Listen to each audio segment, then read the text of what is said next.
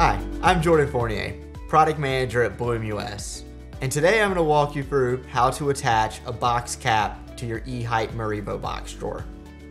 As you can see, I've already assembled this E-Height MERIVOBOX drawer. To learn how I did that, I encourage you to watch our MERIVOBOX M-Height drawer assembly and installation video. We'll include the link to that video in the description below. And don't worry, even though we use an M-Height MERIVOBOX drawer in that demonstration, we included all the necessary info for how to assemble and install an E-Height MERIVOBOX drawer as well. Along with our assembled E-Height MERIVOBOX drawer, we also have two box caps that are the same length as our drawer hardware.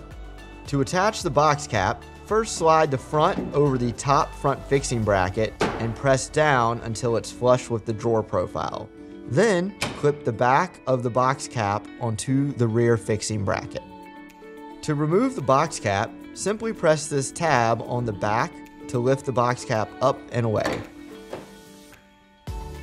If you have any questions about MERIVOBOX or any of our other products and services, please visit our website at blum.com.